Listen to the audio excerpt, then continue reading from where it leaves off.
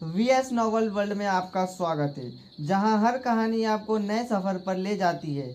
आनंद लीजिए और कहानियों की दुनिया में खो जाइए। चलिए अब शुरू करते हैं। राजवैद्य तुरंत आ पहुंचे। खबर मिलते ही सम्राट, विक्रम और अन्य लोगों की परवाह किए बिना सीधे महारानी के महल की ओर दौड़ पड़े। विक्रम और बाकी लोग भी उनके पीछे पीछे थे। उनके साथ अमोघा जैन भी थी, जो ललिता के भेष में थी।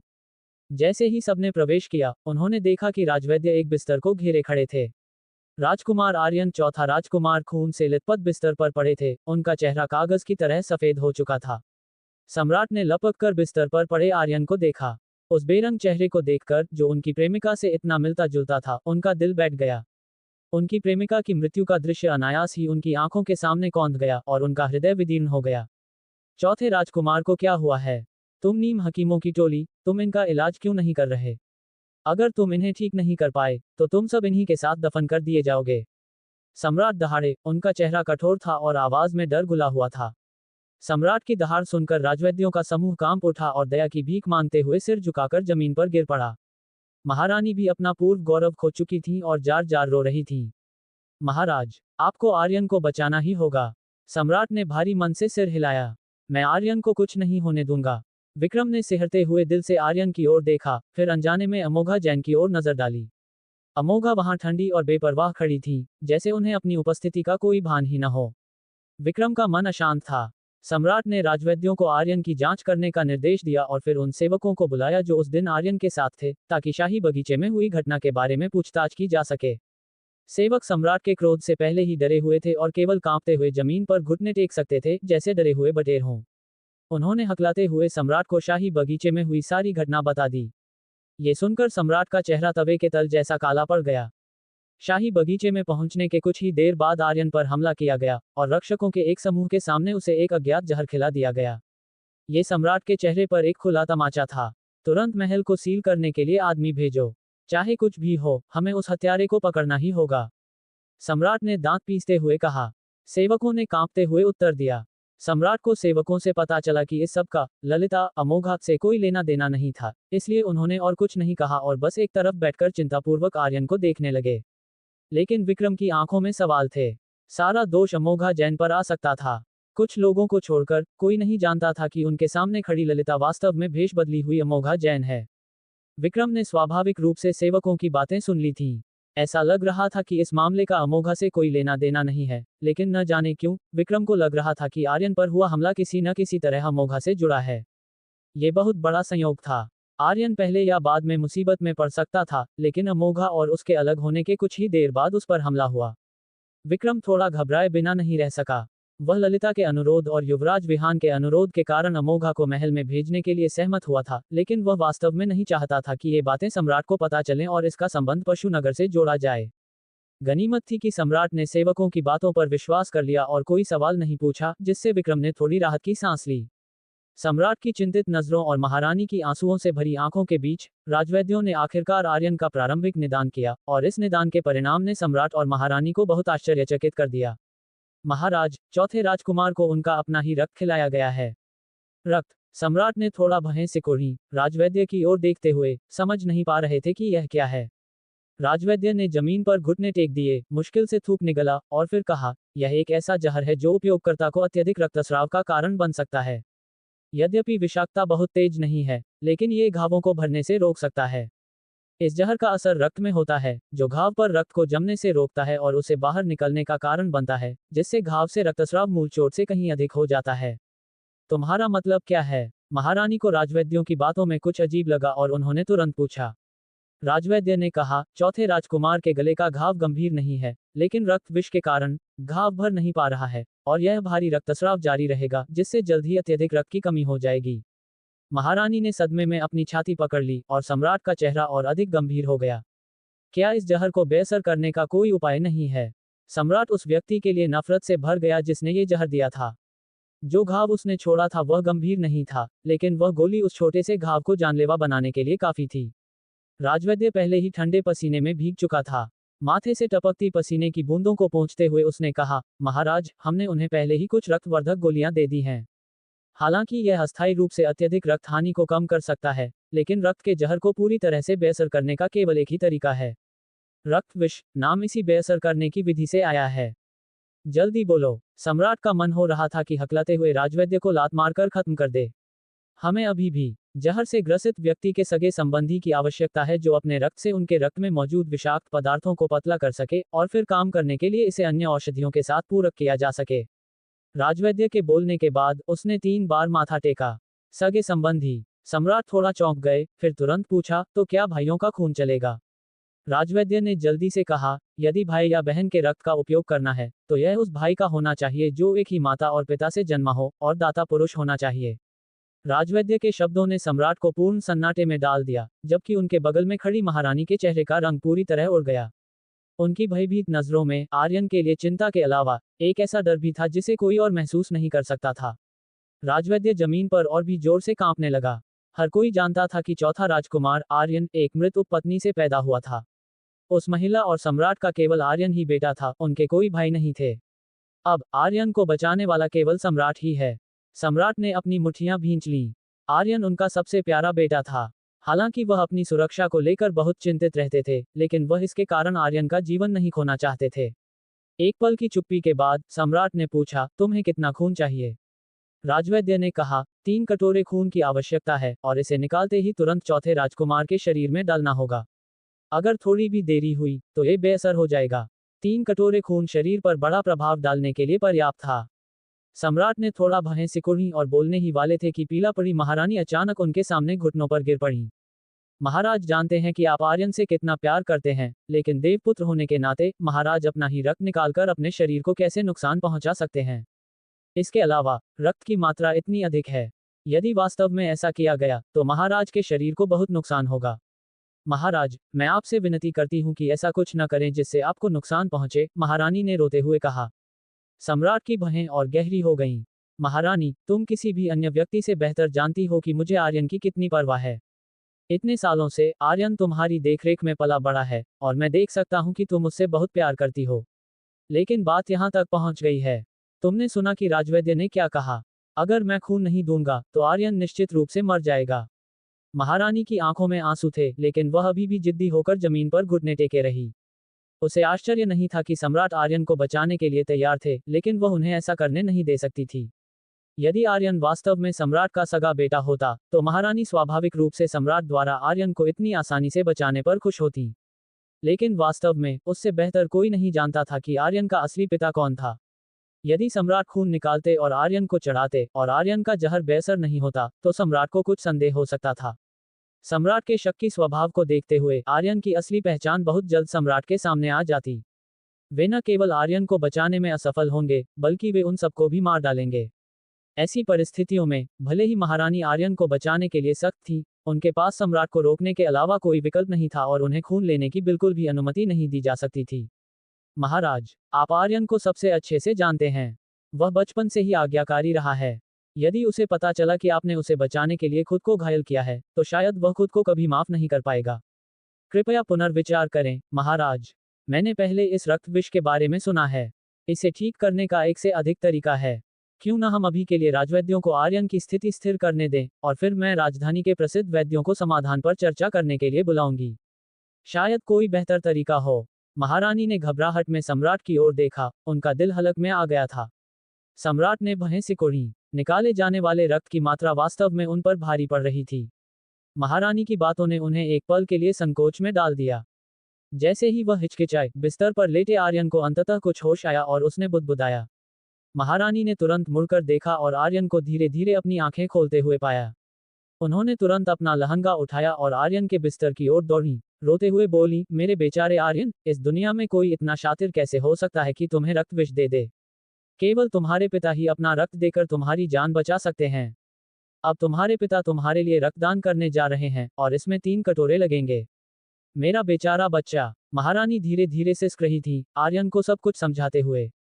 अत्यधिक रक्तस्राव के कारण आर्यन अभी भी कुछ बदहवास था, लेकिन उसने महारानी के शब्दों में पिता शब्द स्पष्ट रूप से सुना। अचानक काले कपड़ों वाले आदमी यक्ष के जाते समय कहे गए शब्द उसके दिमाग में कौंध गए। केवल तुम्हारे सगे पिता ही तुम्हारी जान बचा सकते हैं। एक धमाके के साथ आर्यन का दिमाग फट गया। वह तुरंत महारानी का इशारा समझ गया।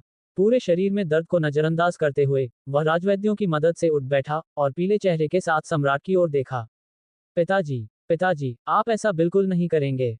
यदि मेरे कारण आपके स्वास्थ्य को नुकसान पहुंचा, तो भले ही मैं ठीक हो जाऊं, मेरे पास इस दुनिया में जीने के लिए कोई मुंह नहीं होगा। कृपया राजवैद्यों के कौशल पर भरोसा करें और उन्हें मेरे लिए अन्य तरीके आजमाने दें। अपने गंभीर रूप से घायल बेटे को सम्राट के स्वास्थ्य की खातिर विषण प्रक्रिया में देरी करने के लिए तैयार देखकर सम्राट बहुत प्रभावित हुए और पितृप्रेम की लहर महसूस की। उन्हें लगा कि आर्यन वास्तव में उनका और उस मृत प्रेमिका का बेटा होने के योग्य है, और वास्तव में इतना आज्ञाकारी और समझदार है। बहुत अच्छा, चूंकि तुम और तुम्हारी माँ इतने जिद्दी हो, मैं तुम्हें मजबूर नहीं कर सकता। हालांकि, मैं तुम्हें केवल आधा दिन दूंगा। यदि राजवैद्य आधे दिन के भीतर कोई दूसरा रास्ता नहीं खोज पाते हैं, तो मुझे उनके तरीके का पालन करना होगा। सम्राट ने बनावटी राजसी अंदाज में कहा, लेकिन उनकी आंखों में आर्यन के लिए गहरा स्नेह था। आर्यन के पास ये परवाह करने का समय नहीं था कि सम्राट ने उसे और अधिक स्नेह दिखाया है या नहीं, उसकी पीठ पहले ही ठंडे पसीने से भीग चुकी थी। जी, महारानी ने जल्दी से जवाब दिया, इस डर से कि कहीं सम्राट अपना मन न बदल लें। ये देखकर कि आर्यन को होश आ गया है, सम्राट की अभिव्यक्ति में थोड़ा सुधार हुआ।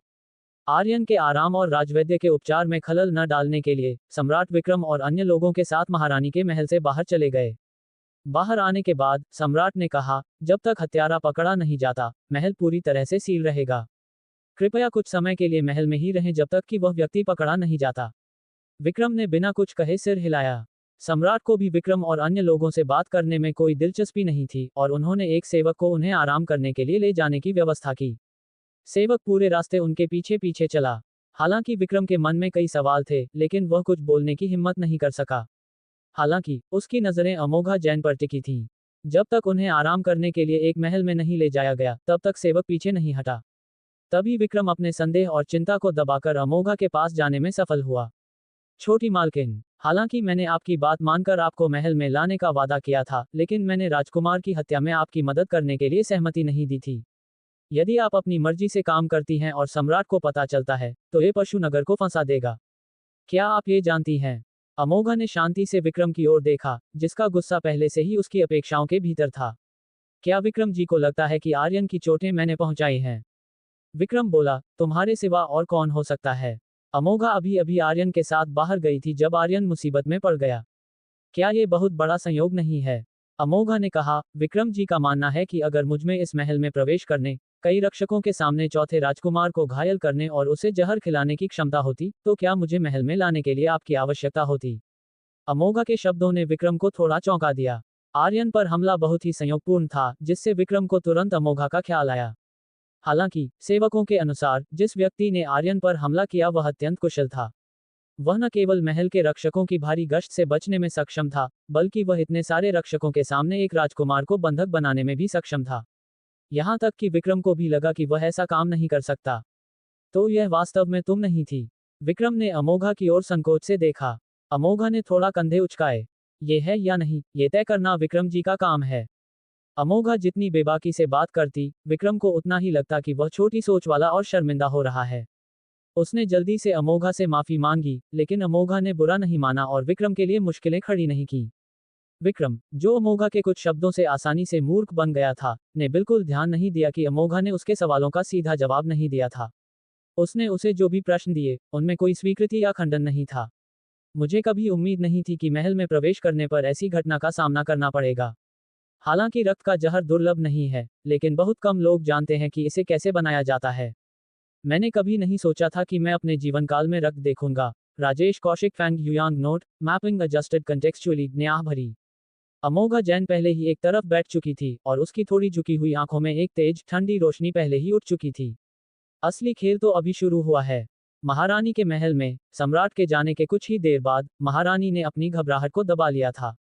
उन्होंने चुपके से अपने आंसू पोंछे और आर्यन का इलाज कर रहे राजवैद्यों को देखते हुए भवें से कोढ़ी। अब यहाँ तुम्हारी सेवा की आवश्यकता नहीं है। नीम हकीमों का झुंड खून की बीमारी का इलाज भी नहीं कर सकता। मेरे पास अपने तरीके हैं, इसलिए यहाँ से निकल जाओ। इस तरह डांटे जाने के बाद राजवैद्यों को तुरंत महारानी के महल से बाहर निकाल दिया गया। महल के दरवाजे बंद होने के साथ महारानी का जबरदस्ती बनाया गया संयम भी टूटने लगा। माँ, मुझे बचा लो। मैं मरना नहीं चाहता, मैं मरना नहीं चाहता। आर्यन बिस्तर पर बैठे बैठे दर्द से चिल्लाया। दूसरे उसकी पृष्ठभूमि नहीं जानते थे, लेकिन वह इसे अच्छी तरह जानता था। उसने सम्राट से उस तरह बात सिर्फ इसलिए की थी क्योंकि उसे डर था कि उसकी पृष्ठभूमि उजागर हो जाएगी। अब जब बाकी सब चले गए थे तो वह केवल महारानी पर अपनी सारी उम्मीदें टिका सकता था। महारानी आर्यन के कंधे पर हाथ रखकर बिस्तर के किनारे पर बैठी, मन ही मन बहुत दुखी थी। अपने बेटे को पूरे शरीर से कांपते हुए महसूस कर उनका दिल बैठ गया। उनका एक और बेटा था, लेकिन उसकी अप्रत्याशित रूप से मृत्यु हो गई थी। अपने बड़े बेटे की मृत्यु के कारण वह आर्यन को और भी अधिक प्यार करती थी। अगर सम्राट आर्यन को बचाने में असमर्थ नहीं होते तो वह वे बातें क्यों कहती? आर्यन, डरो मत, तुम्हारी माँ यहाँ है।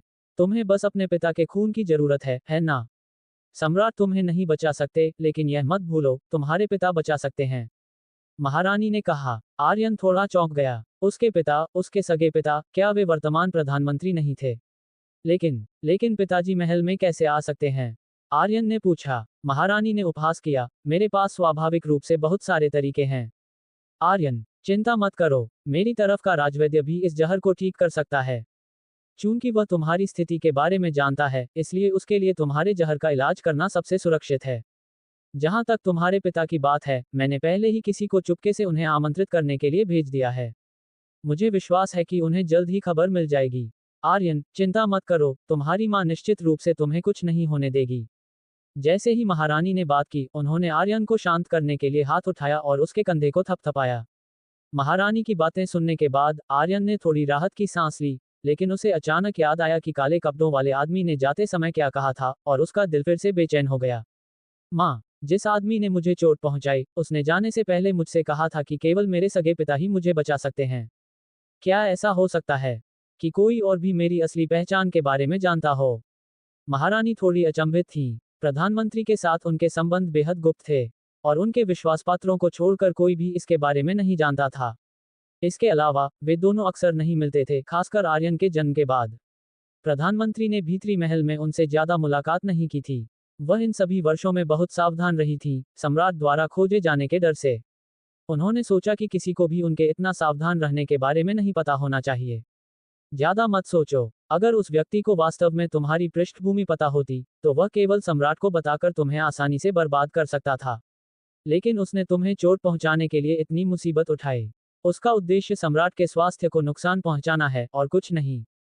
महारानी ने बार बार प्रधानमंत्री के साथ अपने संबंधों के बारे में सोचा और निश्चित थी कि इस मामले के लीक होने की कोई संभावना नहीं थी। महारानी के आश्वासन के साथ आर्यन अंततः शांत हो गया और अपनी चिंताओं को एक तरफ रख दिया। उसने तुरंत अपने शरीर में जहर की चिंता करना शुरू कर दिया। माँ, आपको पिताजी को जल्दी आने के लिए कहना चाहिए, वरना मैं तड़प तड़प कर मर जाऊंगा। महारानी ने दया भाव से आर्यन की ओर देखा और सिर हिलाया। विक्रम और अन्य लोग चुपचाप महल के बगीचे में आराम करने के लिए रुके, किसी भी चीज में शामिल होने के लिए अनिच्छुक। अमोघा जैन कुछ ही देर बाद कमरे में दाखिल हुई और दरवाजा बंद पाया। विक्रम को दोषी महसूस हुआ और उसने उन्हें परेशान करने की हिम्मत नहीं की। उन्हें पता नहीं था कि अमोघा, जो अभी अभी कमरे में दाखिल हुई थी, ने चुपचाप पिछला दरवाजा खोल दिया था। खिड़की के बाहर काले कपड़ों में यक्ष, जिसने आर्यन की गर्दन काटी थी, लंबे समय से इंतजार कर रहा था। वह चुपचाप कमरे में घुस गया और अमोघा के सामने घुटने टेक दिए। छोटी मालकिन को रिपोर्ट कर रहा हूँ, महारानी के महल के लोग पहले ही प्रधानमंत्री के निवास पर जा चुके हैं। ओह, अमोघा ने थोड़ी भौं उठाई। वह काफी तेज है, यक्ष ने कहा। सम्राट ने हमें केवल आधा दिन दिया, और महारानी ने एक पल के लिए भी ढिलाई बरतने की हिम्मत नहीं की। अमोघा इत्मीनान से एक कुर्सी पर बैठ गई और बोली, तो चलिए इंतजार करते हैं और देखते हैं। आज वीर नारायण राज्य का महल शांति के अलावा सब कुछ देखने के लिए अभिशप्त है। जी, अमोघा ने कहा, जाओ और युवराज विहान को सूचित करो कि वे अब कार्रवाई कर सकते हैं। जी, यक्ष के इतना कहते ही उसकी आकृति खिड़की से बाहर निकल गई। काली परछाई कुछ बार चमकी और अमोघा की आंखों के सामने से गायब हो गई। अमोघा ने अपनी ठुड्डी को एक हाथ पर टिकाया, अपना सिर झुकाया, अपनी उंगलियों को थोड़ी चाय में डुबोया और ध्यान से मेज पर कुछ शब्द लिखे। युवराज विहान यात्रा से थके और हारे हुए अकेले महल में दाखिल हुए। विहान के आगमन की खबर पाकर सम्राट थोड़े आश्चर्यचकित थे। ये पुष्टि करने के बाद कि वह अकेले हैं, उन्होंने आदेश दिया कि विहान को महल में प्रवेश करने दिया जाए और पहले उनके अध्ययन कक्ष में ले जाया जाए। तुम यहाँ क्यों हो? सम्राट अभी भी आर्यन की चोटों के बारे में चिंतित थे, इसलिए स्वाभाविक रूप से उन्होंने विहान को मैत्रीपूर्ण नजर से नहीं देखा।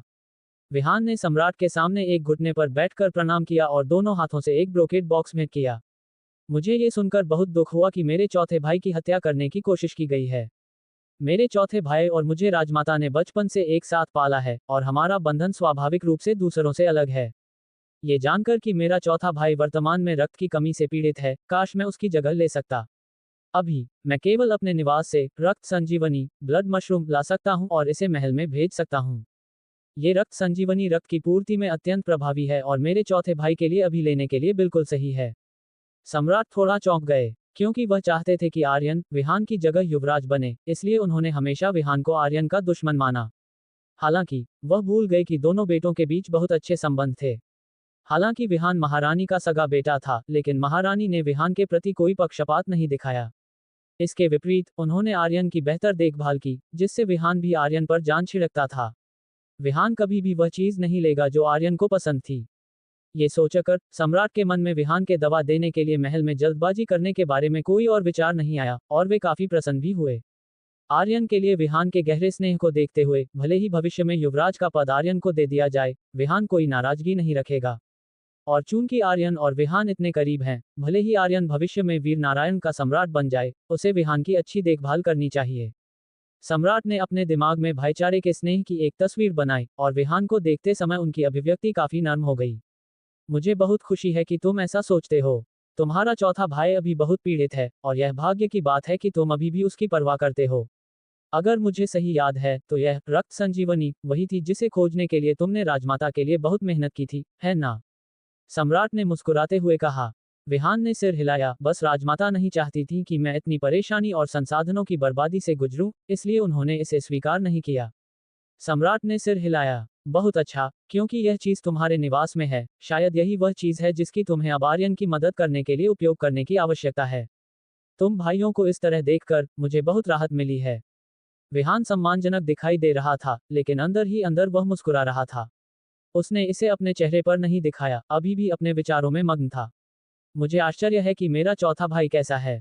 मैं व्यक्तिगत रूप से उसे यह रक्त संजीवनी देना चाहता हूं ताकि वह जल्द ही ठीक हो सके। सम्राट ने संतुष्टि में सिर हिलाया। वास्तव में वह शाही अध्ययन कक्ष में बैठे बैठे बेसब्री से इंतजार कर रहे थे। ये दुर्लभ है कि तुम्हारी यह मंशा है। मैं तुम्हारे साथ चलूंगा और देखूंगा कि क्या तुम्हारी माँ कोई और उपाय लेकर आई हैं। अन्य उपाय? विहान ने सम्राट से पूछा, भ्रम का नाटक करते हुए। सम्राट ने कहा, हाँ, आर्यन के शरीर में जहर को ठीक करने के लिए यह एक सगे पिता और पुत्र का होना चाहिए। दुर्भाग्य से आर्यन का कोई भाई नहीं है और वह किसी भी बच्चे के लिए बहुत छोटा है। केवल मेरे रक्त का उपयोग किया जा सकता है, लेकिन वह बच्चा तुम्हारी माँ की तरह नहीं चाहता कि मैं अपने शरीर को नुकसान पहुंचाऊं। ये वास्तव में मेरा दिल तोड़ देता है। सम्राट ने बड़े भावुक होकर कहा। विहान के होठों पर एक ठंडी मुस्कान तैर गई, जिसे उसने जल्दी से छिपा लिया। चौथा राजकुमार बचपन से ही बहुत अच्छे व्यवहार वाला और समझदार रहा है, और वह स्वाभाविक रूप से नहीं चाहता कि उसके पिता उसके लिए खुद को चोट पहुंचाएं। पिता और पुत्र बात करते हुए महारानी के महल की ओर चले। आर्यन को जहर दिए जाने के बाद से आधा दिन बीत चुका था और सम्राट द्वारा दी गई समय सीमा तेजी से नजदीक आ रही थी। हालांकि जब सम्राट और विहान महल में पहुंचे तो उन्होंने पाया कि राजवैद्यों का एक समूह, जिन्हें आर्यन का इलाज अंदर करना चाहिए था, महल के फाटकों के बाहर घुटने टेके हुए थे। सम्राट का चेहरा तुरंत काला पड़ गया। तुम कुत्तों के गुलाम, तुम यहाँ घुटने टेक कर क्या कर रहे हो?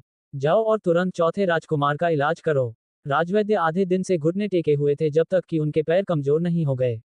जब उन्होंने अचानक सम्राट को आते देखा तो वे इतने चौंक गए कि वे लगभग जमीन पर गिर पड़े।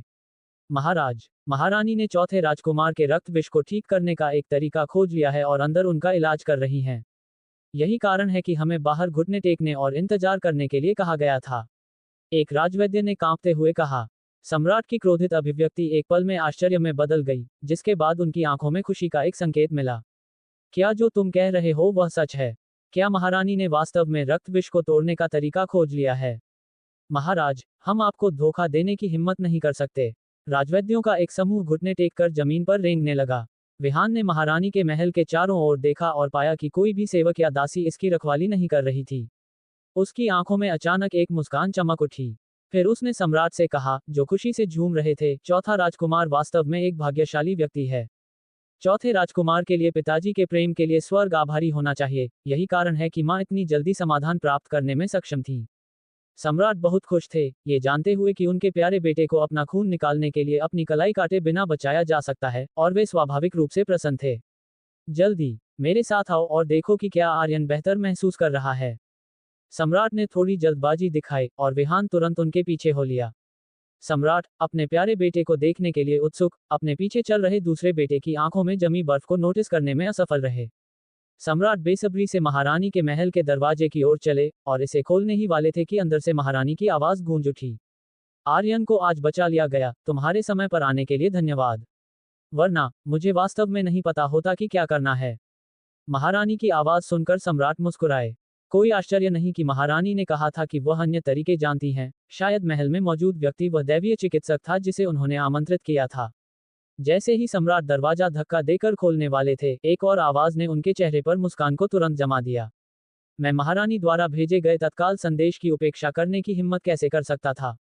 वह आवाज स्पष्ट रूप से वर्तमान प्रधानमंत्री की थी, जिन्होंने 10 साल से अधिक समय तक सम्राट की सेवा की थी। प्रधानमंत्री महारानी के महल में कैसे हो सकते हैं? सम्राट ने थोड़ा भयं से कुढ़ी, लेकिन लगा कि शायद उन्होंने कुछ गलत समझा है। क्या यह मैं, महारानी हूं, जो आपसे इतना आग्रह कर रही हूं? या आप, एक पिता के रूप में, अपने बेटे को बचाने के लिए इतनी जल्दी में हैं? महारानी की आवाज में मजाक का पुट था। सुहानी महारानी, तुम्हारे शब्द वास्तव में बहुत दयालु हैं। आर्यन मेरा बेटा है, लेकिन क्या वह तुम्हारा और मेरा पैदा किया हुआ नहीं है? मैं अपने बेटे से बहुत प्यार करता हूं, लेकिन क्या तुम उससे प्यार नहीं करती? सम्राट का चेहरा एक पल में राख जैसा हो गया। सुहानी महल में प्रवेश करने से पहले महारानी का नाम था। क्या कमीना है, उसने आज मुझे वास्तव में डरा दिया। मुझे नहीं पता कि वह आदमी क्या सोच रहा था, आर्यन का उपयोग करके सम्राट के स्वास्थ्य को नुकसान पहुंचाने की कोशिश कर रहा था। अगर आर्यन उसका सगा बेटा नहीं होता और उसका खून आर्यन को नहीं बचा सकता था, तो मैंने उसे रोकने के लिए इतनी कोशिश क्यों की होती? यह मेरी चतुर और साधन संपन्न सुहानी की बदौलत है कि हमारे बेटे की पहचान उजागर नहीं हुई। यह अफसोस की बात है कि सम्राट इतना मूर्ख है कि उसने वास्तव में हमारे बच्चे को उस मृत महिला के बच्चे के रूप में माना। अगर उसे पता चलता कि आर्यन तुम्हारा और मेरा खून है, तो मुझे आश्चर्य है कि वह क्या सोचता। अगर उसे तुम्हारे बुरे इरादों के बारे में पता चलता है, तो हम तीनों कैसे बचेंगे? मैंने तुम्हें आज यहाँ केवल इसलिए बुलाया क्योंकि मेरे पास कोई और विकल्प नहीं था। अब जब आर्यन ठीक हो गया है, तो तुम्हें जल्द से जल्द चले जाना चाहिए ताकि उस बूढ़े को ये पता न चले कि तुम महल में प्रवेश कर चुके हो और बिना किसी कारण के मुसीबत खड़ी हो जाए। सुहानी, क्या तुम वास्तव में मुझे इस तरह जाने देने के लिए तैयार हो? हमें अंतरंग हुए बहुत समय हो गया है। सम्राट ने अपने हरम में इतनी सुंदरियों को रखा है। मैं कल्पना करता हूँ कि सुहानी बहुत अकेली होगी, अपने खाली कमरे में दिन रात अकेले बिता रही होगी। तुम मरोगे जल्द ही। हॉल के अंदर से हौंफने की आवाजें आने लगी और उन आवाजों ने लोगों को शर्मसार कर दिया। विहान ने चुपचाप सब कुछ सुना। उसके होठों पर एक ठंडी मुस्कान खेल रही थी जब उसने अपनी नजर सम्राट की ओर घुमाई, जो दरवाजे पर खड़े थे और सब कुछ स्पष्ट रूप से सुन चुके थे।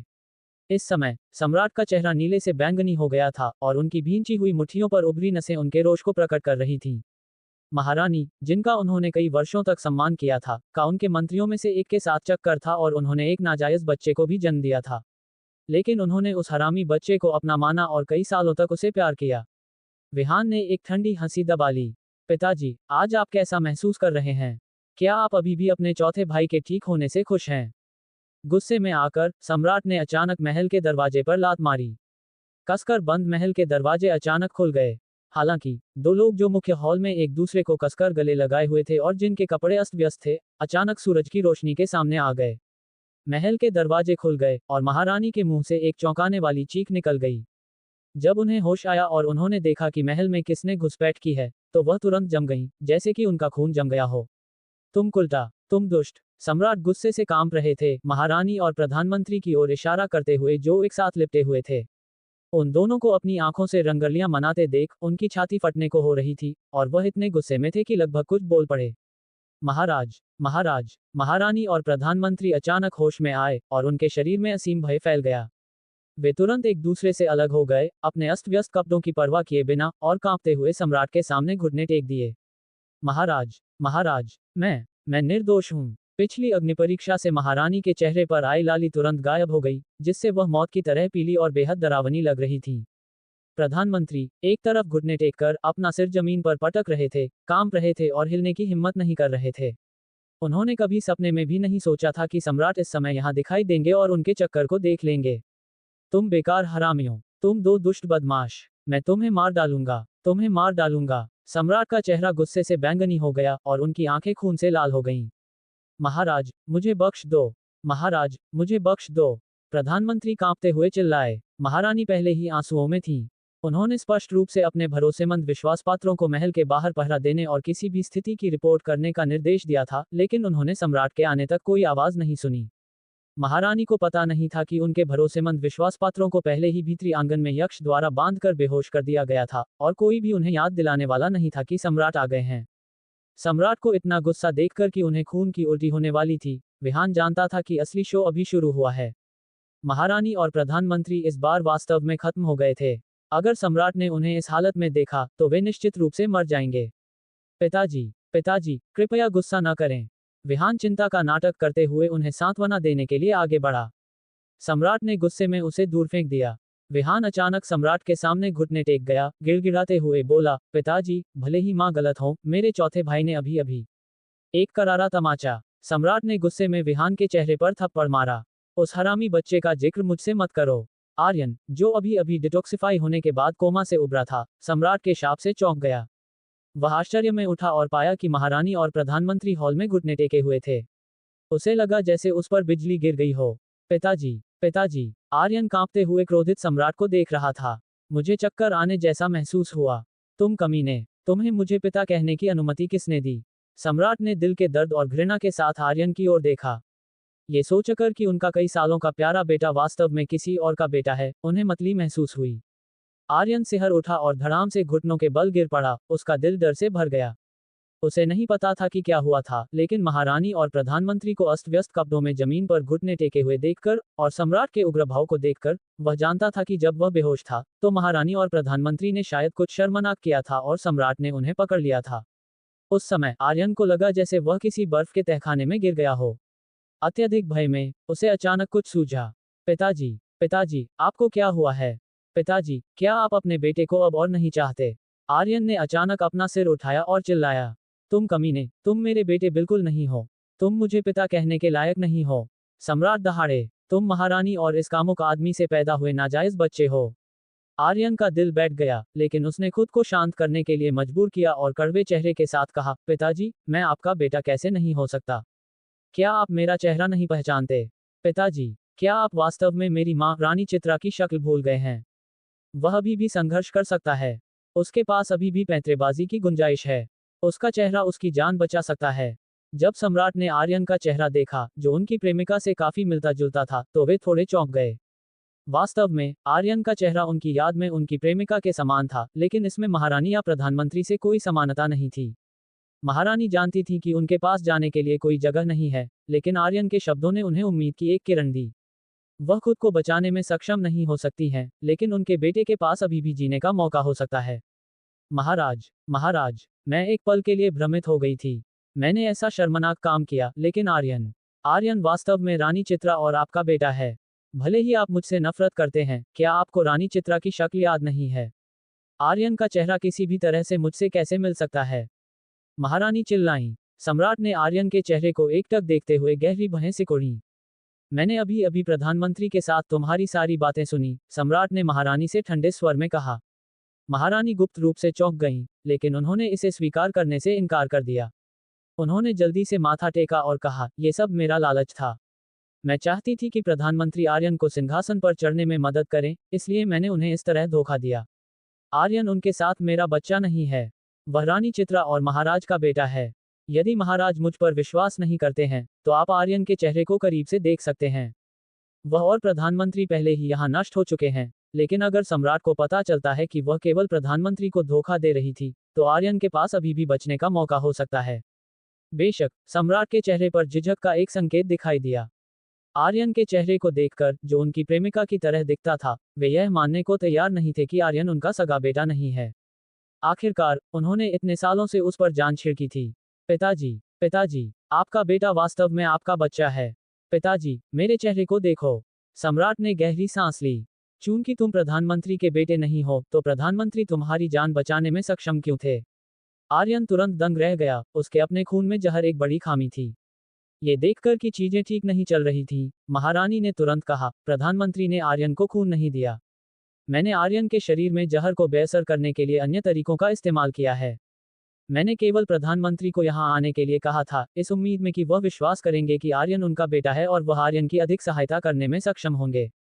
सम्राट की भवें और भी गहरी हो गईं जब उन्होंने आर्यन के आंसुओं से सने चेहरे को देखा, और उनके दिल में नफरत उस अभिव्यक्ति के माध्यम से थोड़ी कम हो गई।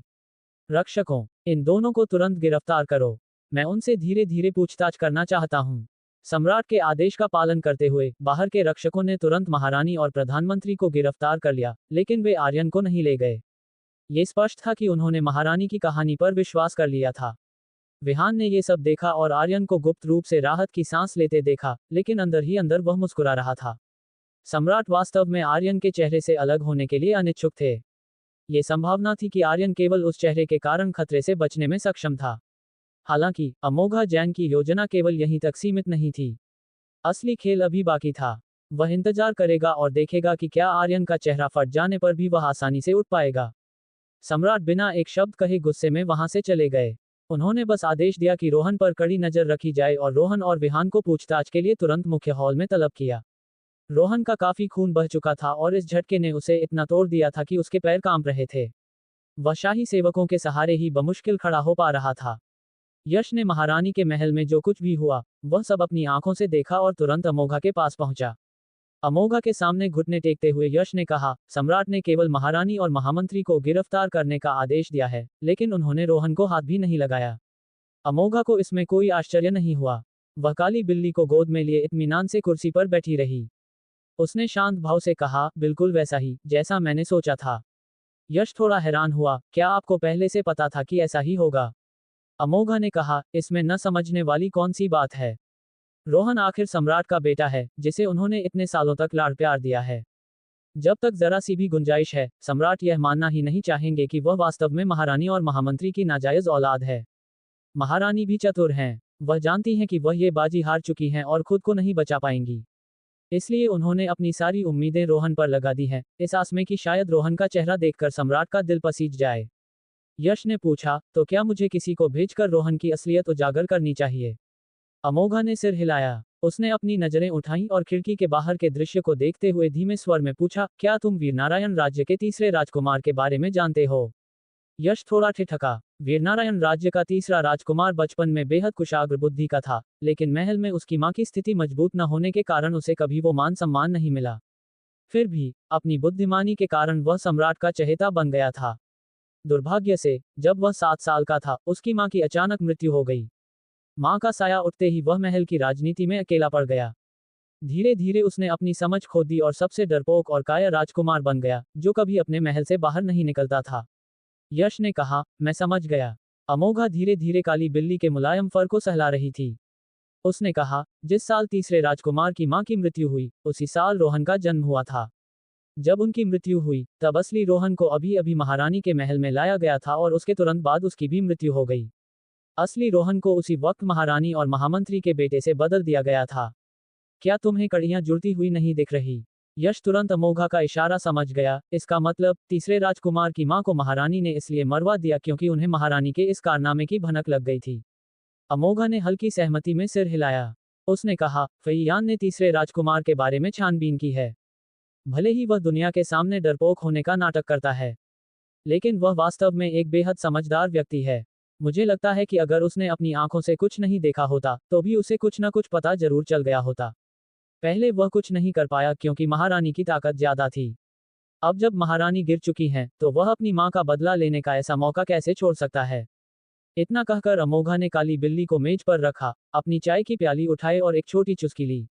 उसने आगे कहा, यहाँ आने से पहले विहान ने गुप्त रूप से तीसरे राजकुमार से मुलाकात की थी। मुझे यकीन है कि इस वक्त तीसरा राजकुमार खुद महल में पहुंच चुका होगा। अमोघा का मानना था कि अगर आप अपने दुश्मन को हराना चाहते हैं और उसे रसातल में धकेलना चाहते हैं, तो हर काम खुद करने की जरूरत नहीं होती। कभी कभी हाथ में मौजूद मोहरों का सही इस्तेमाल करके भी मनचाहा परिणाम पाया जा सकता है। अमोघा अचानक अपनी सीट से उठी और बोली, बहुत हुआ, हम इतना बेहतरीन ताशा कैसे छोड़ सकते हैं? यश ने सिर झुकाया, मैं तैयार हूँ। अमोघा की आंखों में एक चमक आ गई, चलो मेरे साथ ये नाटक देखने। मुझे वीरनारायण के सम्राट को एक बड़ा तोहफा भी तो देना है। जब दुश्मन हताशा में हो और पूरी तरह हार चुका हो, तो उसे यह जताना कि उसे किसने हराया है और उसके चेहरे की बेबसी देखना एक अलग ही आनंद देता है। अमोघा ने ललिता के कपड़े बदलकर फेन हुआ अकादमी की वर्दी पहन ली। उसने अपने चेहरे से वह भीस हटाया और वापस उस सुंदर युवक अमोघ के रूप में आ गई। यश चुपचाप अमोघा को बाहर ले गया। खेल अब अपने अंतिम पड़ाव पर था और वह स्वाभाविक रूप से अपने बिछाए जाल का परिणाम देखना चाहती थी। मुख्य हॉल में सम्राट सिंहासन पर बैठे थे। उनके सामने रक्षकों द्वारा लाए गए महारानी और महामंत्री घुटनों के बल बैठे थे। इन दोनों में से एक उनकी अर्धांगिनी थी और दूसरा उनका सबसे भरोसेमंद मंत्री।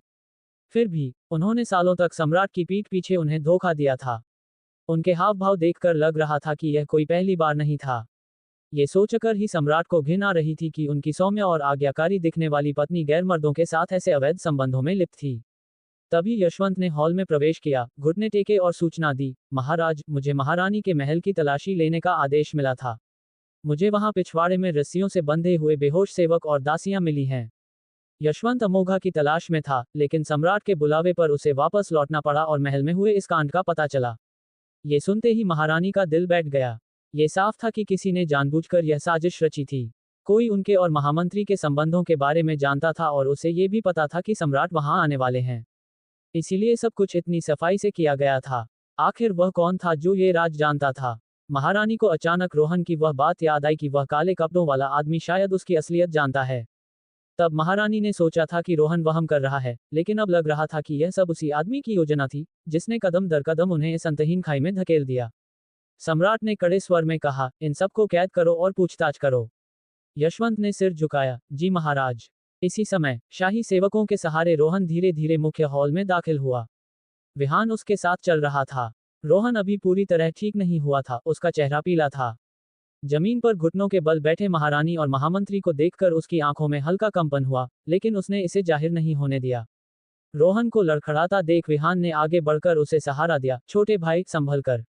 रोहन विहान को बहुत पहले से नापसंद करता था, लेकिन अब जब उसे सम्राट के सामने पेश होना था, तो उसे विहान के सहारे की जरूरत थी। उसने कमजोर मुस्कान के साथ कहा, भैया, आपको मुझे बचाना होगा। विहान ने गंभीरता से सिर हिलाया, चिंता मत करो, हम भाई हैं। मैं तुम्हारे साथ अन्याय नहीं होने दूंगा। रोहन ने राहत की सांस ली। सम्राट ने रोहन और विहान को आते देखा, लेकिन उनका गुस्सा अभी शांत नहीं हुआ था। वह रोहन के चेहरे को घूरते रहे, जैसे ये पुष्टि करने की कोशिश कर रहे हों कि उनका शक सही है या नहीं। आज जो कुछ हुआ, उस पर तुम दोनों का क्या कहना है? सम्राट ने अपनी नजरें हटाईं और गुस्से में नीचे बैठे महारानी और महामंत्री को देखा। महाराज, मुझे अपना अपराध स्वीकार है। सेवक अपना गुनाह कबूल करता है। महारानी और महामंत्री दोनों ने सिर झुकाकर अपना जुर्म कबूल कर लिया। सम्राट ने उन्हें रंगे हाथों पकड़ा था, इसलिए सफाई देने का कोई फायदा नहीं था। उन दोनों की सोच एक ही थी, वे जानते थे कि वे खुद को नहीं बचा सकते, इसलिए वे किसी भी तरह रोहन को बचाना चाहते थे। सम्राट ने ठंडी आह भरी और जैसे ही सजा सुनाने के लिए मुंह खोला, एक सेवक ने आकर सूचना दी, महाराज, तीसरे राजकुमार महल के बाहर आपसे मिलने की विनती कर रहे हैं। उनका कहना है कि उन्हें आपसे बहुत जरूरी बात करनी है। सम्राट ने माथे पर शिकन के साथ कहा, इस वक्त वह यहाँ क्या कर रहा है?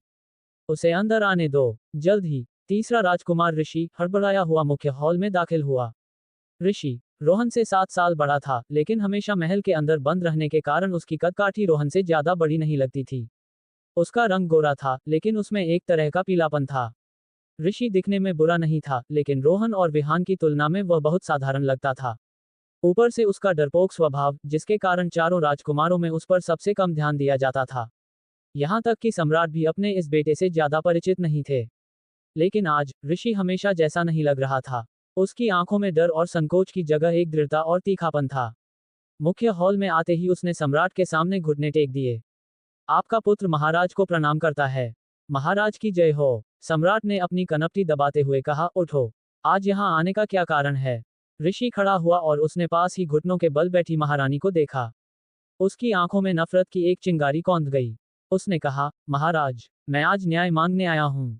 न्याय? किसके लिए? सम्राट ने पूछा। ऋषि ने सीना तानकर और सिर ऊंचा करके कहा, अपनी माँ के लिए, और अपने उस सबसे छोटे भाई के लिए जिसकी मेरे जन्म के कुछ समय बाद ही हत्या कर दी गई थी। क्या? सम्राट चौंक गए। ऋषि ने तुरंत कहा, उस समय रानी चित्रा ने चौथे राजकुमार रोहन को जन्म दिया था, लेकिन प्रसव के दौरान उनकी मृत्यु हो गई। उसके कुछ समय बाद ही महारानी चौथे राजकुमार को अपने पास ले आईं। उस वक्त मेरी माँ का महल महारानी के महल के सबसे करीब था, इसलिए वह अक्सर महारानी के उपदेश सुनने जाया करती थी। महारानी चिल्लाईं, चुप रहो। ऋषि, तुम क्या करने की कोशिश कर रहे हो? महाराज, महाराज, आप ऋषि की बकवास नहीं सुन सकते। आज जो कुछ भी हुआ, वह जरूर ऋषि ने ही गुप्त रूप से करवाया है। उसी ने मेरे महल के लोगों का अपहरण किया। उसके इरादे नेक नहीं हैं। ऋषि की बात सुनते ही महारानी को किसी अनहोनी का आभास हो गया। उन्हें लगा कि अगर उन्होंने ऋषि को नहीं रोका, तो कुछ बहुत बुरा होने वाला है। सम्राट ने महारानी के शोर को पूरी तरह नजरअंदाज कर दिया और यशवंत से कहा, इस औरत का मुंह बंद करो। मुझे इसकी आवाज नहीं सुननी। यशवंत ने तुरंत आगे बढ़कर एक कपड़े से महारानी का मुंह कसकर बंद कर दिया। महारानी अब केवल दबी हुई आवाजें निकाल पा रही थी। उनकी आंखें ऋषि पर टिकी थी, जैसे वे उसे कच्चा चबा जाना चाहती हों। ऋषि ने व्यंग्य से कहा, महाराज, आप वास्तव में मुझे बहुत काबिल समझते हैं। अगर मुझ में आपको गिराने की क्षमता होती, तो मैं सब कुछ बताने के लिए आज तक का इंतजार नहीं करता। सम्राट को आभास हो गया कि ऋषि की अगली बात बहुत महत्वपूर्ण है। उन्होंने कहा, ऋषि, अपनी बात जारी रखो। ऋषि ने कहा, उस दिन जब मेरी मां ने सुना कि चौथे भाई को महारानी के महल में ले जाया गया है, तो वह मुझे अपने साथ उनसे मिलवाने ले गईं। लेकिन मैं बचपन में चंचल था, इसलिए महल में घुसते ही मैं वहां से भाग गया। मुझे नहीं पता था कि मां से वह बिछड़ना हमारा आखिरी बिछड़ना होगा। उस समय मैं महारानी के पिछवाड़े में खेल रहा था और एक चट्टान के पीछे छिपा था। तभी मैंने एक ऐसा दृश्य देखा जिसे मैं मरते दम तक नहीं भूल पाऊंगा। ये कहते हुए ऋषि ने अचानक महारानी को घूर कर देखा। उसकी आंखों में प्रतिशोध की आग धधक रही थी। उस दिन नन्हे ऋषि ने देखा था कि कैसे कुछ सेवकों ने उसकी मां को बांधकर जमीन पर गिरा दिया था। वहां महारानी और उनकी मुख्य दासी भी मौजूद थी। मुख्य दासी ने खून से सना एक नवजात शिशु पकड़ रखा था। वह शिशु कोई और नहीं, बल्कि चौथा राजकुमार था, जिसे अभी अभी महारानी के महल में भेजा गया था। ऋषि बुरी तरह डर गया था। जब उसने अपनी मां को बंधे हुए देखा, तो वह बाहर भागना चाहता था, लेकिन वह जानता था कि एक छोटा सा राजकुमार कुछ नहीं कर पाएगा। वह अपनी चीख दबाकर अंधेरे में छिपा रहा। उसकी आंखों के सामने ही एक सेवक ने रस्सी से उसकी मां का गला घोंट दिया। और अंत में उसकी मां और उस नन्हे राजकुमार के शव को पत्थरों से बांधकर पिछवाड़े के कमलताल में फेंक दिया गया। ऋषि का चेहरा उस दर्द को बयां कर रहा था जिसे उसने इतने सालों तक अपने अंदर दबा रखा था। आपका ये सेवक जानता है कि वह अपनी मां का बदला लेने में असमर्थ है, लेकिन मैं इस राज को हमेशा के लिए दफन नहीं होने देना चाहता था। मैं इंतजार कर रहा था, उस दिन का इंतजार जब ऊपर वाला न्याय करेगा। और आज मेरा इंतजार खत्म हुआ। ऋषि बचपन से ही बुद्धिमान था, लेकिन महारानी के शक से बचने के लिए उसने खुद को एक डरपोक और काया राजकुमार के रूप में ढाल लिया था। सबसे होनहार राजकुमार से सबसे बेकार राजकुमार बनने तक ऋषि ने कई साल अपमान सहा, और आज आखिरकार उसे अपना मौका मिल गया। महारानी की आंखें फटी की फटी रह गईं। वह उठने के लिए छटपटाने लगी, लेकिन यशवंत ने उन्हें मजबूती से दबाए रखा। रोहन अविश्वास से अपने तीसरे भाई को देख रहा था, जिसे वह हमेशा नीची नजर से देखता था। उसे ऋषि की बातों पर विश्वास नहीं हो रहा था। तुम बकवास कर रहे हो, तुम झूठ बोल रहे हो। रोहन घबरा गया और तुरंत सम्राट के सामने घुटने टेक दिए। उसकी नाक और आंखों से पानी बह रहा था। पिताजी, पिताजी, तीसरा भाई मुझ पर कीचड़ उछाल रहा है। अगर उसकी बात सच है, तो मैं आज तक जिंदा कैसे हूं? मां के साथ जो हुआ, उसके कारण तीसरा भाई मुझे फंसाने की कोशिश कर रहा है। सम्राट गहरी चिंता में डूब गए। ऋषि की बातों ने उन्हें अंदर तक हिला दिया था। जब ऋषि की मां की मृत्यु हुई थी, तो उनका शव शाही बगीचे के तालाब में मिला था। लेकिन तब तक बहुत देर हो चुकी थी। पानी में रहने के कारण शव पूरी तरह विकृत हो चुका था।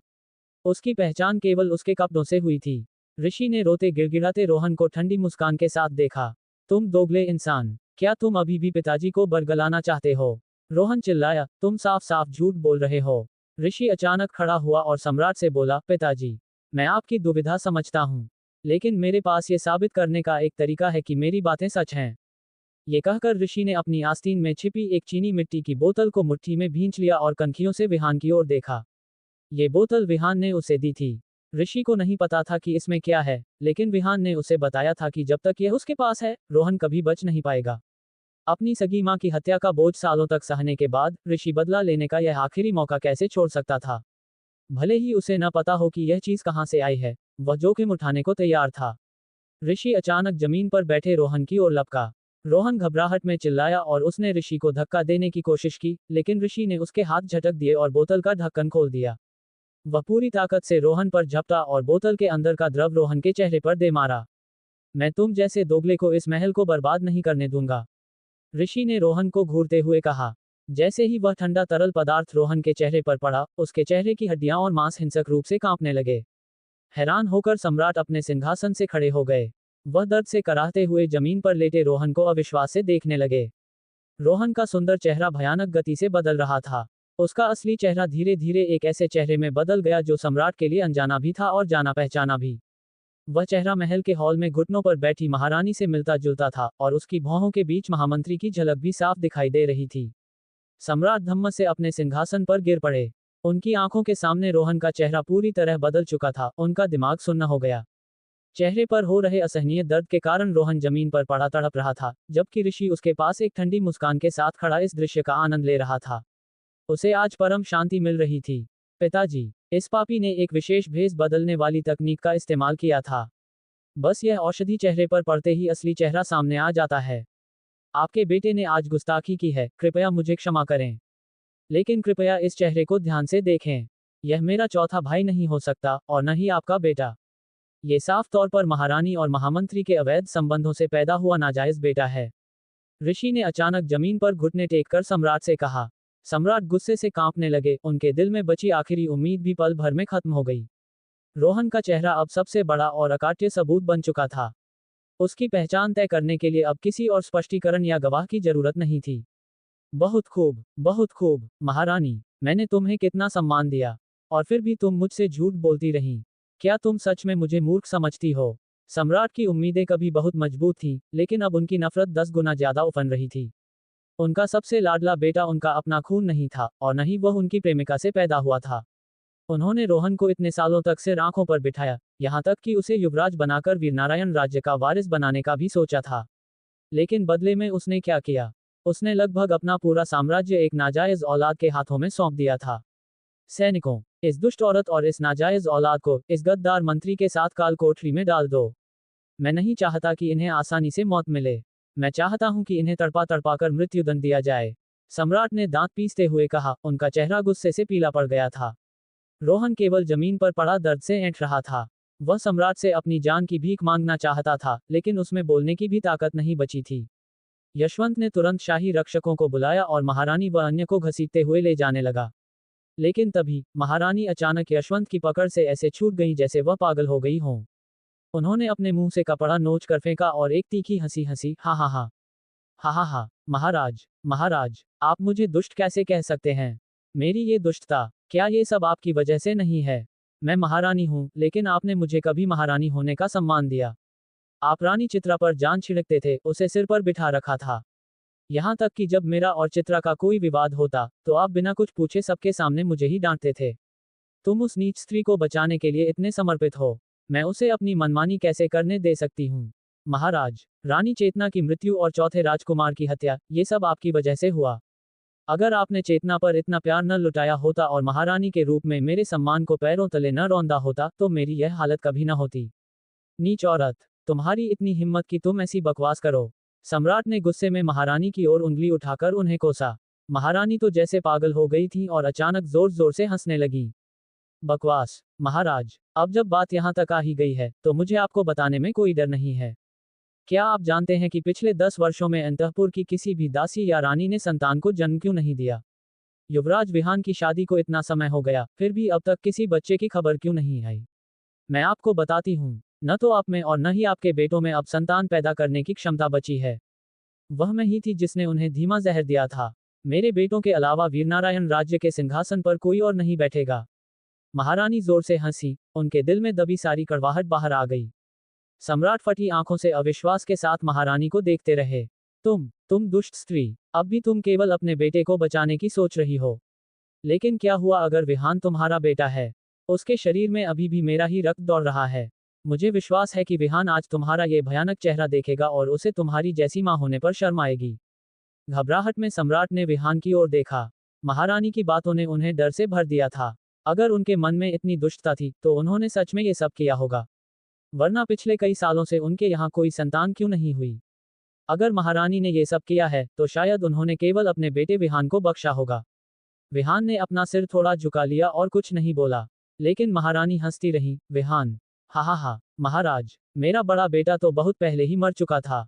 विहान तो मेरी एक दासी और एक रक्षक के बीच के संबंधों से पैदा हुआ अवैध बच्चा है। हा हा हा, महाराज, आप और आपके बेटे अब निसंतान ही रहेंगे। सम्राट की सांसें थम गईं, उनकी नजर विहान और खुद के बीच घूमती रही। तुम झूठ बोल रही हो, तुम पक्का झूठ बोल रही हो, महारानी ने कहा। अब जब सब खत्म हो चुका है तो मैं और क्या झूठ बोलूंगी। अगर विहान मेरा बेटा होता तो क्या मैं चुपचाप देखती रहती जब आप उसे कदम कदम पर पाताल में धकेल रहे थे और उसे युवराज का पद छोड़ने के लिए मजबूर कर रहे थे। सम्राट सदमे में पीछे हट गए। वह जो देख रहे थे वह किसी बड़ी तबाही से कम नहीं था। न तो वर्तमान युवराज और न ही वह जिसे वह बनाना चाहते थे उनका अपना पुत्र था। उनके एकमात्र दो बेटों को महारानी ने नपुंसक बना दिया था और अब वे जीवन भर कभी पिता नहीं बन पाएंगे। दुष्ट औरत, मैं तुम्हें मार डालूंगा, मैं तुम्हें मार डालूंगा। सम्राट दहाड़े और खड़े हो गए, जैसे महारानी को जिंदा चबा जाना चाहते हों। महारानी हंस रही थी, लेकिन उनकी हंसी रूह कंपा देने वाली थी। इन सबको ले जाओ, इन दोनों को कालकोठरी में डाल दो, मैं इनके टुकड़े टुकड़े कर दूंगा। सम्राट का सीना तेजी से धड़क रहा था, एक के बाद एक लगे झटकों ने उनकी सांसें फुला दी थीं। रक्षित ने अपनी मां का बदला तो ले लिया था, लेकिन उसे उम्मीद नहीं थी कि बात यहां तक पहुंच जाएगी। आज उसकी हर हरकत विहान द्वारा तय की गई थी। उसे लगा था कि विहान न्याय चाहता है और अपने परिवार को सजा देना चाहता है, लेकिन उसे अंदाजा नहीं था कि विहान उसे भी इसमें लपेट लेगा। असल में, जब तक रौनक की पहचान उजागर नहीं होती, महारानी सब कुछ दांव पर नहीं लगाती। रौनक को बचाने के लिए वह विहान के जीवन के बारे में चुप रहती। हालांकि, विहान ने रक्षित को जो औषधि दी थी, उसने महारानी की उम्मीद की आखिरी किरण भी नष्ट कर दी थी। रक्षित समझ नहीं पा रहा था कि विहान ने ऐसा क्यों किया।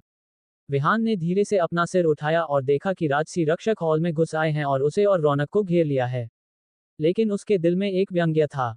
सम्राट ने अपने कानों से रौनक की असलियत सुनी थी, लेकिन उन्होंने उसके चेहरे की वजह से रौनक पर विश्वास करना चुना। लेकिन जब महारानी ने विहान की असलियत बताई, तो सम्राट ने बिना किसी हिचकिचाहट या संदेह के उसे सजा सुना दी। बिना किसी पूछताछ या जांच के उन्होंने मान लिया। जैसा कि उम्मीद थी, सम्राट के दिल में उसके लिए कोई जगह नहीं थी। पिता पुत्र का वह बंधन जो कभी आशा की एक किरण के रूप में बचा था, अब पूरी तरह से टूट चुका था। राजसी रक्षक विहान के पास पहुंच गए थे और उसे पकड़ने ही वाले थे। लेकिन तभी हॉल के एक कोने से एक ठंडी आवाज गूंजी। महाराज तो मारने और सजा देने में वाकई बहुत फुर्तीले हैं। वहां कौन है? थके हुए सम्राट ने हैरानी से आवाज की ओर देखा, तो पाया कि अमोघा, जो लंबे समय से गायब थी, हॉल के एक कोने में खड़ी है। किसी ने ध्यान ही नहीं दिया था कि वह कब अंदर आए। जैसे ही सम्राट ने अमोघा को देखा, उनकी सांसें रुक गईं, उनकी आंखों में गहरा डर समा गया। अमोघा, तुम यहाँ क्या कर रही हो? सम्राट ने थरथराती आवाज में अमोघा को घूरते हुए कहा। अमोघा धीरे धीरे मुख्य हॉल में आए, अंदर के बिखराव को देखा और बिना किसी हड़बड़ाहट के कहा, मैंने सुना कि महाराज मुझे ढूंढ रहे थे, इसलिए मैं व्यक्तिगत रूप से महाराज से मिलने चली आई। रणविजय, रणविजय, इसे तुरंत बंदी बना लो। सम्राट अचानक खड़े हो गए। अमोघा का वजूद हमेशा से उनके लिए कांटा रहा था। केवल अमोघा को खत्म करके और उसके हाथ से अग्निशिखा अंगूठी लेकर ही वह चैन की सांस ले सकते थे। रणविजय अचानक अमोघा की ओर झपटा, लेकिन इससे पहले कि रणविजय अमोघा के करीब पहुंच पाता, एक सफेद कपड़े पहने युवक अचानक अमोघा के सामने प्रकट हुआ और उसने एक शक्तिशाली प्रहार से रणविजय को पीछे की ओर उड़ा दिया। रणविजय जोर से जमीन पर गिरा। उसके मुंह से खून की उल्टी हुई। सम्राट अविश्वास में फटी आंखों से देखते रहे, तभी उन्होंने देखा कि अमोघा के सामने एक सुंदर युवक मयंक खड़ा है, जिसके गालों पर हल्की लाली थी। इतने समय तक बंद रहने के बाद आखिरकार मुझे अपनी मांसपेशियां फैलाने का मौका मिला। मयंक ने अपनी कलाई घुमाई, अपनी ठुड्डी थोड़ी ऊपर की और जमीन पर पड़े खून की उल्टी करते रणविजय को देखा। तुम्हारे जैसा कोई मेरे स्वामी से लड़ने की हिम्मत करता है? हालांकि वीरनारायण राज्य में रणविजय की शक्ति सबसे अधिक नहीं थी, फिर भी उसे अत्यंत शक्तिशाली माना जाता था। लेकिन किसी ने उम्मीद नहीं की थी कि राजसी रक्षकों का सेनापति एक ही बार में एक दुबले पतले युवक से हार जाएगा। यह अविश्वसनीय था। सम्राट कुछ क्षण के लिए स्तब्ध रह गए, लेकिन तभी उन्होंने देखा कि विहान वास्तव में अमोघा के बगल में खड़ा हो गया है। विहान खामोशी से अमोघा के साथ खड़ा रहा। अमोघा ने अपनी भौहें थोड़ी ऊपर उठाई, हैरान सम्राट को देखा, फिर हॉल में घुटने टेक कर बैठे महामंत्री, जमीन पर कांपते रौनक और भयानक चेहरे वाली महारानी को देखा। उसने धीरे से कहा, क्या महाराज उस नाटक से संतुष्ट हैं जो मैंने आपके लिए आयोजित किया था? तुमने क्या कहा? सम्राट के दिल में अचानक एक बेचैनी उठी, इतनी तीव्र कि उनकी कनपटियां तेजी से धड़कने लगीं। अमोघा की ठंडी नजर सम्राट के चेहरे पर पड़ी और उसने बेरुखी से कहा, आप क्या कहते हैं? सम्राट का शरीर अचानक अकड़ गया। उनकी नजर हॉल में मचे हंगामे पर पड़ी। उनकी महारानी और उनके मंत्रियों ने उन्हें धोखा दिया था और उनके दो बेटे उनके अपने नहीं थे। अचानक सम्राट की आंखें फैल गईं और उन्होंने अमोघा की ओर देखा और अपने सिंहासन से खड़े हो गए। ये तुम थे, तुमने ही यह सब योजना बनाई थी, है ना? अमोघा ने इससे इनकार नहीं किया, इसके बजाय उसने सिर हिलाकर स्वीकार किया। सम्राट को अपने पैरों के तलवों से एक सिहरन उठती महसूस हुई, जिससे उनका पूरा शरीर ठंडा पड़ गया। तुम्हारा मन कितना क्रूर है। तुम बहुत ही दुष्ट हो। अमोघा ने असहमत होते हुए कहा, महाराज, आपको गलतफहमी हुई है। ये सब सच है। मैं तो केवल आपके लिए छिपे हुए सच को बाहर निकाल रही हूँ। मैंने आपके लिए अंतःपुर के षड्यंत्र का पर्दाफाश किया है। क्या आप मेरा शुक्रिया अदा नहीं करेंगे? सम्राट के गले में एक गोला सा अटक गया और वह अपनी जगह पर जम गए, उनके हाथ कांप रहे थे। शुक्रिया? वह उसका शुक्रिया क्यों अदा करें? सच्चाई इतनी कुरूप थी कि उसने उनके कई सालों के शांतिपूर्ण जीवन को एक पल में तार तार कर दिया। उनकी पत्नी, उनके बेटे और उनके मंत्रियों, सभी ने आज उन्हें धोखा दिया। उन्हें ये भी पता चला कि वह और उनके दो बेटे अब पिता नहीं बन सकते। ये गहरे घाव किसी के लिए भी असहनीय होते, लेकिन अमोघा ने ये सब एक ही दिन में विस्फोट की तरह सामने ला दिया। सम्राट को बिना किसी तैयारी के मौका दिए खूनी सच्चाई उनके सामने नग्न कर दी गई थी। सैनिकों, इसे मार डालो, इसे मार डालो। इस समय सम्राट जिस व्यक्ति को सबसे पहले खत्म करना चाहते थे, वह महारानी नहीं, महामंत्री नहीं, रौनक नहीं, बल्कि अमोघा थी। सम्राट की दहाड़ सुनकर हॉल में मौजूद राजसी रक्षक होश में आए और वे तुरंत मयंक के पीछे खड़ी अमोघा की ओर लपके। अमोघा ने शांति से ये सब देखा और अचानक उसने रक्षकों के समूह की ओर एक सफेद गेंद फेंकी। वह सफेद गोला हवा में अचानक एक अंधा कर देने वाली रोशनी के साथ फटा और वह रोशनी बड़ी होती चली गई। जब वह रोशनी कम हुई, महल में एक विशाल सफेद दिव्य पशु प्रकट हुआ। उसका विशाल शरीर उसने मुख्य हॉल की छत को भी चीर दिया था। ऊपर से कंकड़ पत्थर गिरने लगे जो रक्षकों पर गिर रहे थे।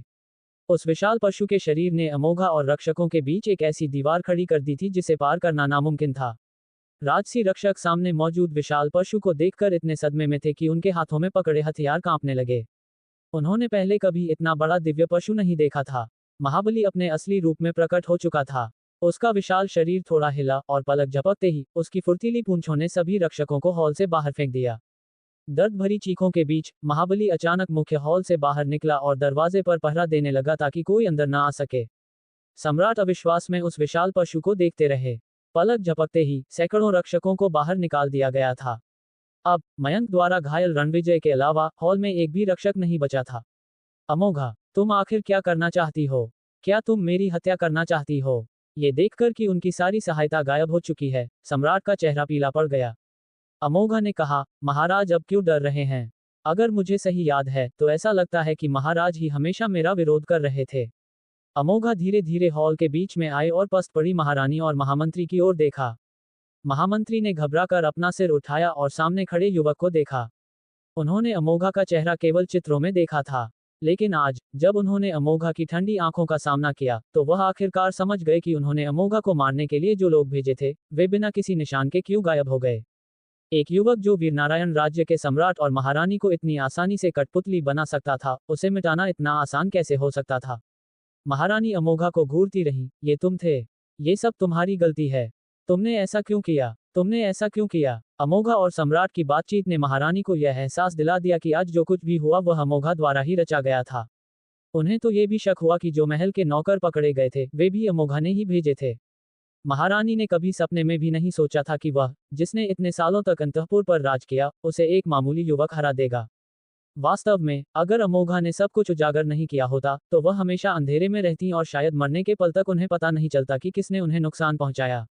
महारानी अमोघा पर झपटना चाहती थी और उस लड़के का गला घोंटना चाहती थी जिसने उनकी सालों की योजना बर्बाद कर दी।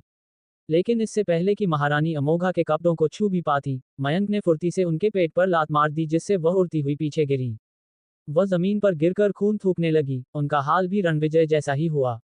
तुमने ऐसा क्यों किया? क्या आपने मुझे ये सब करने के लिए मजबूर नहीं किया था, महारानी? अमोघा को यह थोड़ा हास्यास्पद लगा।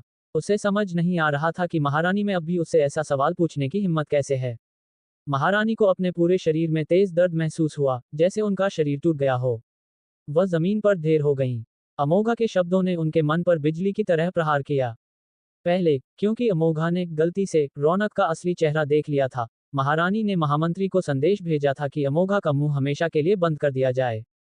वह वही थी जिन्होंने अमोघा पर पहले वार किया था, तो अमोघा बदला क्यों नहीं लेती? यह महसूस होते ही महारानी जमीन पर जम गईं। उनकी आंखों में नफरत की जगह अब अमोघा के लिए खौफ था। उन्होंने कभी नहीं सोचा था कि एक दिन वह एक युवा लड़के से हार जाएंगी और बिना किसी वापसी की उम्मीद के अपना सब कुछ खो देंगी। रौनक जमीन पर तड़प रहा था। उसे छिपाने वाली औषधि का असर खत्म हो गया था, जिससे उसे असहनीय दर्द हो रहा था। वह बोलने में असमर्थ था और केवल जमीन पर पड़ा पसीने से तरबतर हो रहा था। उसकी आंखें अमोघा पर टिकी थीं, जिनमें गहरा डर था। उसे क्या पता था कि जिस युवक को वह पहले अपने पक्ष में करना चाहता था और फिर मिटाना चाहता था, वही उसका भविष्य बर्बाद करने वाला अपराधी निकलेगा। मूल रूप से, अगर उसने बस 2 साल और इंतजार किया होता, तो सम्राट विहान को हटा देते और वह नया युवराज बन जाता।